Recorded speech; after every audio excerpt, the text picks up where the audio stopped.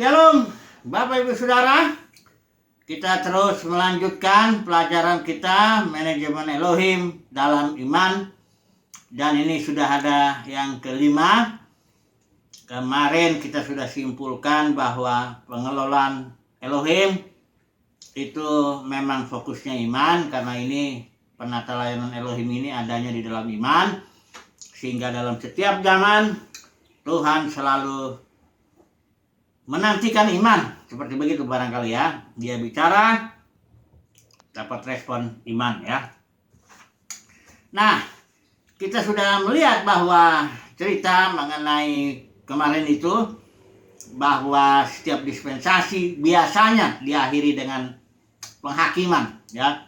Seperti contohnya dispensasi Adam, ini penghakimannya manusia kawin campur dan akhirnya air bah ya. Kemudian dispensasi Nuh, kita sudah lihat di sana bahwa akhirnya ya Tuhan menghakimi dengan penghakiman Babel ketika Nimrod bangun kerajaan sendiri ya untuk cari nama. Nah, sekarang kita masuk kepada dispensasi Adam. Kemarin kita sudah singgung sedikit. Jadi habis dispensasi Abraham ya, dispensasi Adam, Nuh, masuklah Abraham ya. Lihat dulu konteksnya, bagaimana Tuhan memanggil Abraham. Dalam Kejadian 12 itu, Abraham diminta keluar dari negeri. Ya. Apa ini artinya negeri di situ? Ya, kalau lihat konteksnya, itu adalah pecahan daripada kerajaan Nimrod yang dibangun di sekitar Babel, Asyur, dan seluruh tanah Shinear itu. Itu Ur Kasdim itu orang-orang Kasdim ya.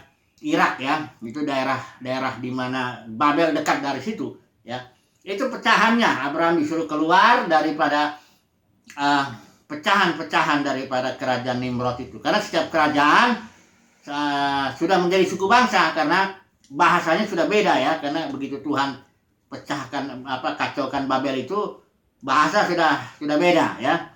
Mereka nggak saling paham lagi. Kemudian dalam satu bangsa itu, suku bangsa, ada rajanya biasanya gitu. Kalau dulu sederhana, tiap kota satu raja, tiap kota satu raja. Kadang-kadang lebih luas dari itu ya kerajaan ya.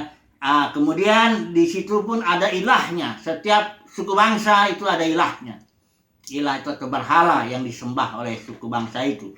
Nah, Abraham disuruh keluar daripada negeri yang seperti itu ya. Jadi kita harus tahu, karena Abraham tidak dipanggil begitu dipanggil aja, tapi dia dipanggil itu karena Tuhan mau bangun suatu kerajaan melalui Abraham, suatu kerajaan Mesias ya. Karena keturunan Abraham ini nanti, ini kerajaan Mesias akan menjadi akan memukul semua kerajaan-kerajaan dunia ini ya. Karena dalam sangkakala ke-7 itu kerajaan dunia akan menjadi kerajaan Tuhan atau Mesias, dan yang diurapinya gereja pemenang. Jadi Abraham dipanggil keluar, memang dia harus keluar. Nggak mungkin dia bangun di dalam kerajaan, nggak bisa itu ya. Jadi Abraham harus keluar, baik dari negeri, baik dari rumah bapaknya ya. Karena bapaknya nggak bisa, Abraham nggak boleh dipimpin siapapun. Dia harus keluar ya, dia akan menjadi bapak ya. Nah, ketika itu iman Abraham dibentuk ya. Jadi karena Tuhan bicara, berharap iman ya. Tapi sudah tahu iman Abraham tidak langsung sempurna, tidak langsung matang ya. Ketika Tuhan bilang keluar ya dari negerimu, dari rumah bapakmu, Abraham masih membawa bapaknya, masih membawa juga Lot, anak saudaranya ya. Berjalan mereka ini Ur Kasdim, kalau lihat dari peta itu di sini Haran, dan disinilah tanah perjanjian itu, Palestina. Jadi Abraham berjalanlah dia. Kepemimpinan masih di tangan bapaknya. Berjalanlah dia di Haran, sampai di Haran ya. Ketika di Haran, maka Abraham berhenti perjalanan iman itu, karena bapaknya lah yang memimpin Terah ya, yang memimpin itu. Dan karena kita tahu ya, di zaman itu perjalanan itu tidak seperti sekarang naik pesawat, naik kereta, naik mobil. Enggak, itu perjalanan itu jalan, ada yang jalan kaki atau naik keledai kalau ada ya. Itu sangat berbahaya. Kalau datang perampok habis itu, bunuh sangat berbahaya sekali. Tidak ada polisi.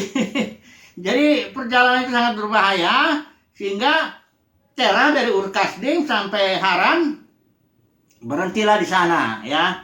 Dan Tuhan tunggu dulu, harus mati dulu itu Haran, Terah ya, baru Abraham bisa berjalan lagi ya. Dan kita tahu sudah ya, umur Abraham itu tidak dihitung ya, antara Ur Kasdim sampai Haran itu, kita tahu itu ya. Jadi karena perjalanan Abraham itu perjalanan yang ya katakanlah separuh taat, separuh tidak. Kemudian Abraham jalan lagi sampai ke tanah perjanjian. Di sini pun dia masih urusan dengan Lot, karena Lot itu harus tetap pisah, karena yang dipanggil itu Abraham. Tuhan mau mulai sesuatu dari Abraham ya, tidak boleh ada yang lain ikut-ikut di situ. Ya walaupun Lot itu dibilang orang benar, tapi dia itu duniawi ya. Ketika akhirnya terjadilah pertengkaran gembala Lot dengan gembala Abraham. Akhirnya harus berpisah juga mereka ya. Lot pilih daerah yang dekat dengan Sodom Gomora di sana. Nah, ketika sampai di tanah perjanjian, di situ terjadi kelaparan. Abraham pun melakukan tindakan yang tidak sesuai ya dengan kehendak Tuhan, karena Alkitab mengatakan ya, ini Daud juga pernah, dia waktu dikejar-kejar Saul, dia lari ke daerah Filistin, dan itu yang mengakibatkan krisis Jiklak ya. Akhirnya Daud menulis dalam Mazmurnya 37 itu, dia bilang diamlah di negeri dan berlakulah setia. Artinya kalaupun dalam kesusahan, di mana Tuhan tempatkan, di situ harus bertahan ya.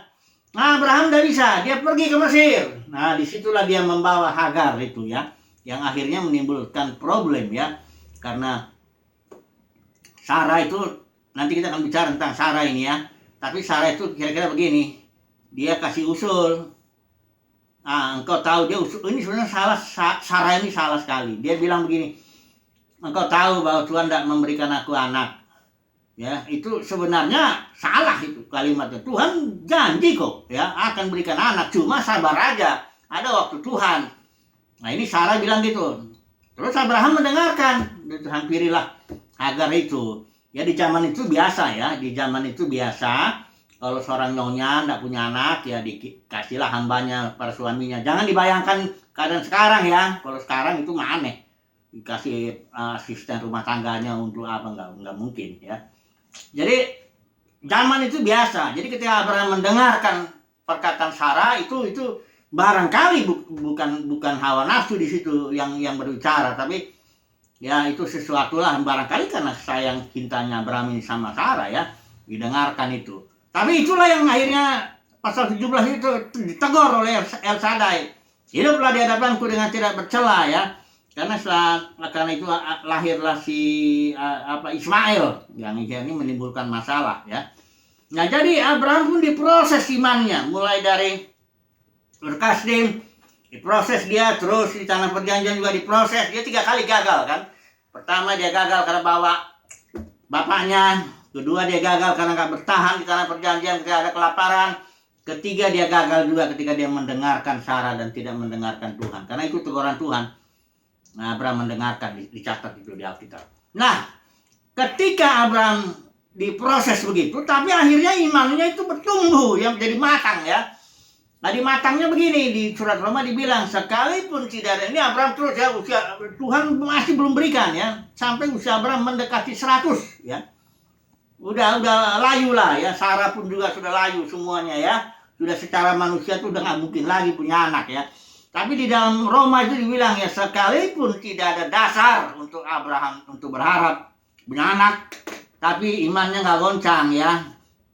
Sekalipun tidak ada dasar untuk berharap, namun Abraham berharap juga dan percaya ya bahwa ia akan menjadi bapa banyak bangsa sesuai yang difirmankan. Jadi imannya Abraham itu sudah bersandar semata-mata kepada firman Tuhan dan tidak kepada keadaan sekitar atau keadaan dirinya ya yang sudah tua itu. Akhirnya iman ini jadi ya, dan dia di bagian di Roma itu dibilang give glory to God, memberikan kemuliaan kepada Tuhan.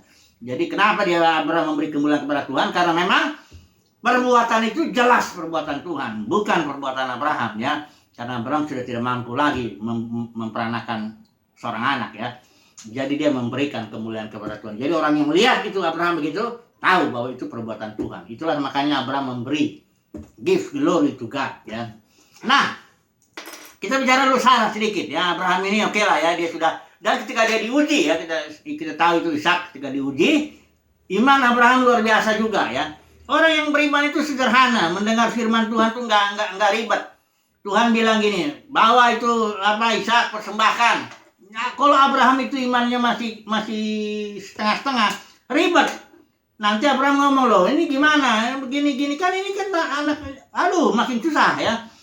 Tapi iman orang yang imannya sudah matang, dengar firman Tuhan, jalankan. Sudah nggak ada lagi mikir-mikir bagaimana, karena Abraham pikirannya udah spiritual, artinya aku yakin kalaupun ini anak mati dia akan bangkit. Tuhan mampu melakukan itu, gitu loh. Jadi udah sederhana aja. Diminta persembahan Ishak, jalan. Ya, dan dia juga ngomong-ngomong sama Sarah. Sarah masih ada itu di situ ya. Saudara baca itu. Jadi dia dengar itu firman, besok paginya langsung berangkat. Ya, dengan bawa hamba itu. Ya, nggak bicara dengan Sarah dulu. Nanti ditanya-tanya sama Sarah, oh ini ini jadi tambah ribet lagi ya urusannya. Jadi orang yang imannya matang, sederhana dia. Dengar firman, jalankan. Nggak usah banyak-banyak bertanya ya. Nggak usah banyak-banyak akal-akalan diskusi sama Tuhan begitu ya. Ini dia Abraham ini sudah matang dia imannya ya. Itulah yang Tuhan mengelola sedemikian, manajemen Elohim itu sedemikian sehingga iman hambanya, orang pilihannya itu jadi matang. Itu fokusnya. Pembentukan Tuhan itu kepada kita itu adalah supaya iman kita matang. Itu saja ya. Jadi imannya yang karena pengelolaan Elohim ini itu fokusnya iman dan ada di dalam iman. Jadi harus imannya ini dimatangkan ya melalui satu proses. Kemudian kita lihat Sarah. Sarah ini sepanjang kita melihat di dalam kitab Kejadian tidak ada kelihatan perbuatannya yang malah ketika dia datang malaikat itu bilang dia sudah tua waktu itu ya, sudah 99 sampai 99 tahun lah. 19. Beda 10 tahun ya. Sudah 90 lah dia. Sudah tidak mungkin lagi lah. Apa? Datanglah malaikat ini bilang, tahun depan Sarah melahirkan. Dia ketawa. Ya. Ketawa itu karena dia nggak percaya. Mungkinkah katanya Tuanku sudah layu. Aku udah juga layu begini, kok bisa punya anak gitu ya. Sampai ditegur sama malaikat itu kenapa Sarah ketawa? Itu Sarah bukannya nggak ngaku lagi dia. Enggak, saya ketawa katanya. Itu malaikat itu enggak, kau kemana ketawa. Itu makanya namanya Ishak itu ketawa. Ya. Jadi sepanjang yang kedua kesalahannya dia ngomong lagi begitu soal Hagar itu. Itu omongan orang nggak percaya itu. Sarah bilang udahlah aku nggak bisa punya anak. Ya kau tahu Tuhan nggak beri aku anak. Itu salah. Ya. Jadi saya lihat kita sepertinya nggak ada tindakan-tindakan Sarah ini yang kelihatan tindakan yang dari iman ya. Tapi kenapa di kitab Ibrani dibilang Sarah itu adalah juga pahlawan iman? Saya hanya bisa menjawab jawabnya di sini dari surat Petrus itu. Sarah itu menyebut Abraham itu tuannya, memanggil ya. Waktu itu Petrus bicara soal istri harus tunduk kepada suami. Dicontohkanlah si Sarah. Sarah itu panggil Abraham tuannya. Nah, saudaraku, ini kelebihan istrinya ini si Sarah ini bahwa ketika dia memanggil Abraham itu tuannya, dia hormat kepada suaminya. Maka iman suaminya ini segala harta benda suaminya pun diperhitungkan menjadi milik dia. Itu sebabnya si Sarah bisa tetap disebut pahlawan iman. Ya, walaupun kita melihat tindakan-tindakannya bahkan ketika dijanjikan anak malah ketawa. Ya, kenapa itu ya? Karena si Sarah ini apa ya? Pelajaran lah bagi para istri ya. Kalau suaminya bagaimanapun ya hormatilah, kan udah pilih suami yang begitu ya. Ya hormati, nanti semua yang menjadi milik suami itu imannya, apanya semuanya, hartanya juga terhormati. Menjadi milik si istri ya. Di sini pelajaran ya. Jadi Sarah ini tetap pahlawan iman ya dalam dispensasi Abraham ini. Nah, kemudian ini Abraham ini akan melahirkan olehmu dan keturunanmu seluruh kaum di muka bumi akan diberkati. Bagaimana cara diberkatinya? Ini kerajaan ini ya. Saudara ingat ya, cara Tuhan memberkati seluruh kaum di muka bumi ini melalui kerajaan Mesias itu. Ya, oleh keturunanmu. Paulus bilang itu istilahnya tunggal. Yaitu Mesias, menunjuk kepada Yesus ya. Kenapa ini Yesus akan menjadi berkat bagi seluruhnya? Yaitu dalam Yesaya 9:6 dibilang kerajaannya tidak berkesudahan. Kerajaan Mesias terus menaklukkan kerajaan gelap. Terus sampai kerajaan dunia ini menjadi kerajaan Tuhan dan yang diurapinya. Ya. Nggak ada lagi gelap. Ya. Seluruh kaum sudah dimenangkan, ditaklukkan. Itu sesuai dengan Kejadian 1 ayat 26-28. taklukkanlah itu. Kabas artinya menginjak ya. Jadi kerajaan Mesias ini akan terus ya, of the increase of his government there will be no end. Gak ada akhirnya daripada kerajaan ini. Jadi kerajaan itu, jadi saya jangan pikir sebagian masuk kerajaan sorga, sebagian masuk kerajaan gelap selama-lamanya. Ini nggak ngerti ya. Banyak nggak ngertinya itu. Kerajaan Mesias, kerajaan itu, kerajaan terang itu nggak mungkin dia diam, dia terus ekspansi, berekspansi, memperluas diri terus sampai menaklukkan segala sesuatu. Makanya sampai bilang setiap lutut bertelut, lidah mengaku Yesus adalah Tuhan. Dan Yesus juga bilang kok, Yohanes 12 ayat 32, kalau aku ditinggikan, aku akan tarik semua orang datang kepadaku. Jadi kerajaan Mesias ini, inilah dia berkat itu. Ya, berkat itu ya kerajaan ini akan menaklukkan segala sesuatu. Oke. Kemudian kita masuk lagi satu dispensasi ya, ini Abraham sudah. Ini sebenarnya kita bisa juga bicara Ishak ya. Oke lah, sebentar dulu. Ishak ini iman ya.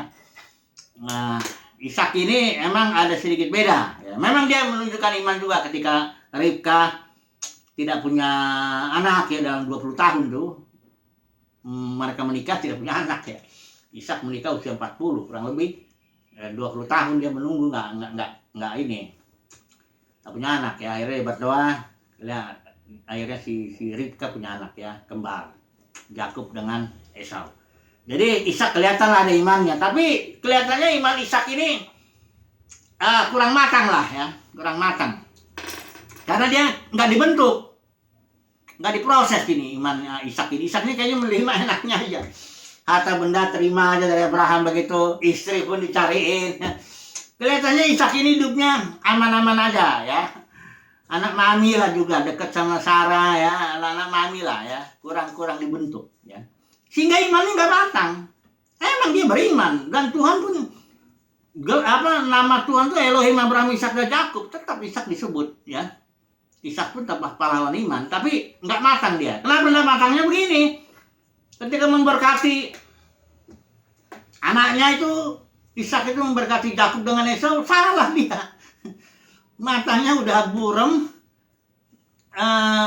ditipu kan sama Yakub, disangka itu Esau. Dia berkati, meleset ya. Ternyata Yakub. Udah gitu Esau udah teriak menjerit, apa berkati cuma itu aja katanya. Cuma itu aja katanya. Lo ini celaka karena anak dua berkat cuma satu. Kenapa? Imannya nggak matang. Ishak ini ya. Ya itulah dia kenyataannya. Tapi Yakub beda. Waktu dia matanya udah buram, datang Yusuf kan, bawa Efraim sama Manasye. Efraim itu ini Yusuf, ini Yakub di berhadapan ini. Kalau berkat itu tangan kanan kan paling bagus ya, dibawalah ini Manasye kan. Iya, karena Manasye lebih paling besar. Ini Efraim.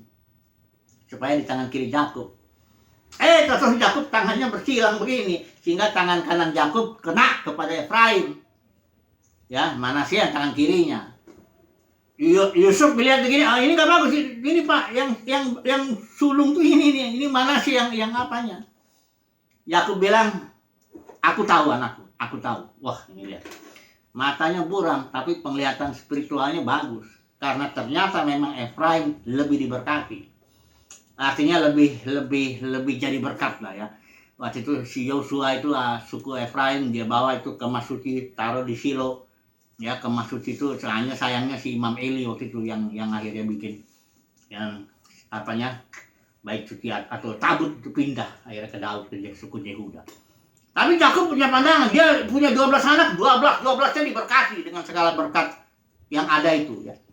Sebelum mati ya. Jadi kenapa iman Yakub ini matang ya? Dia dibentuk, diproses, menderita dia.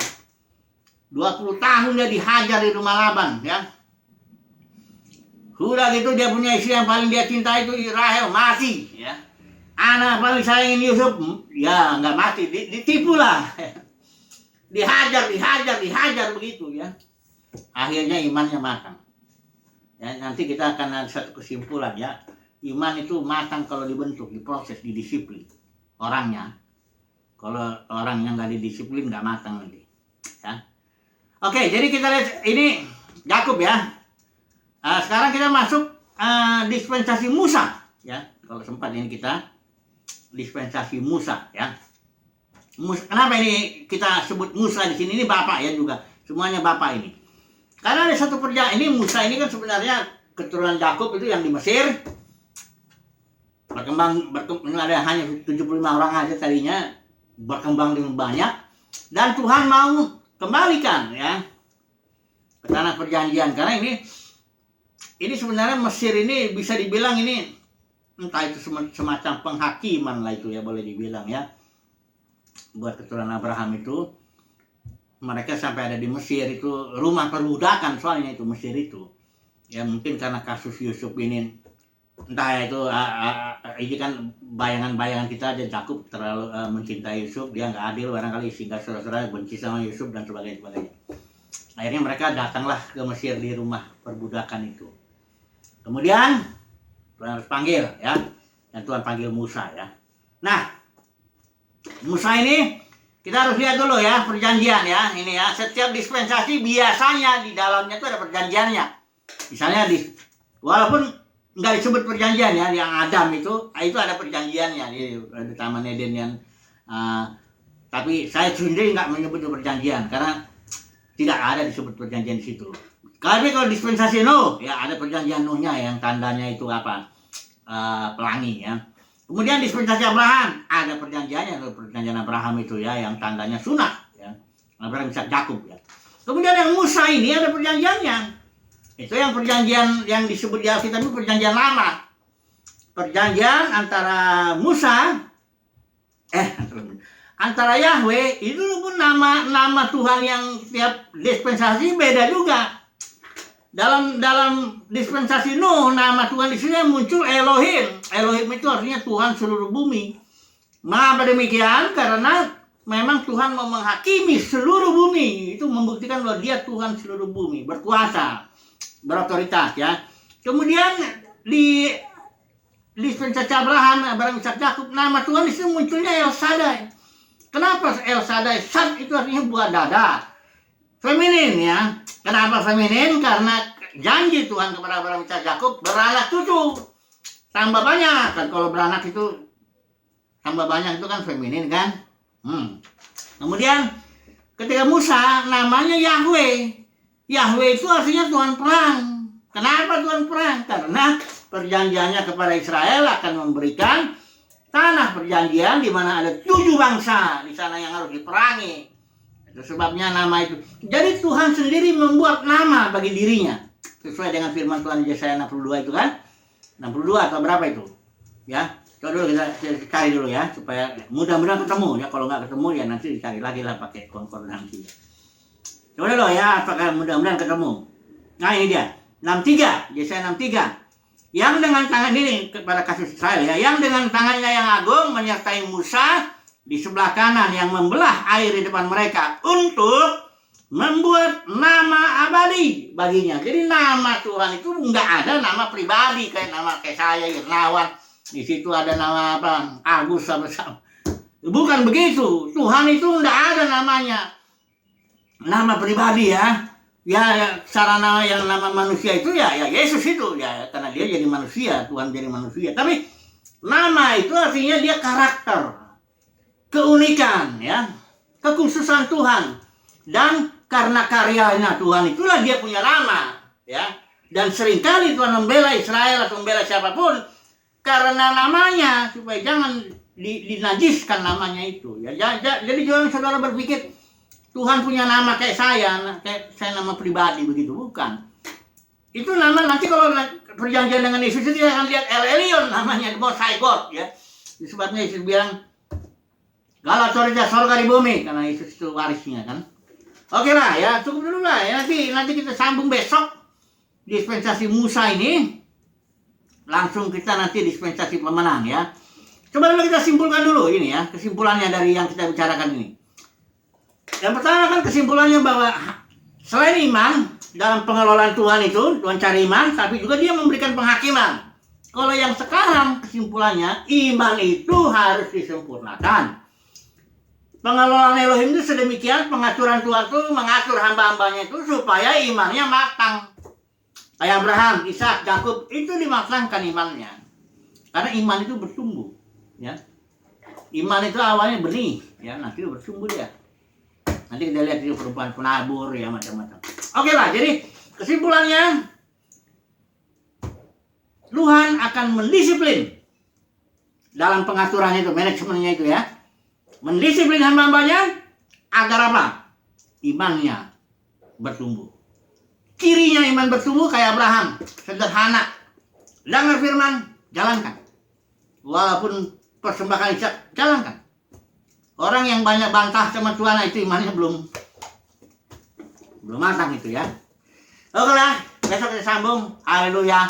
Amin.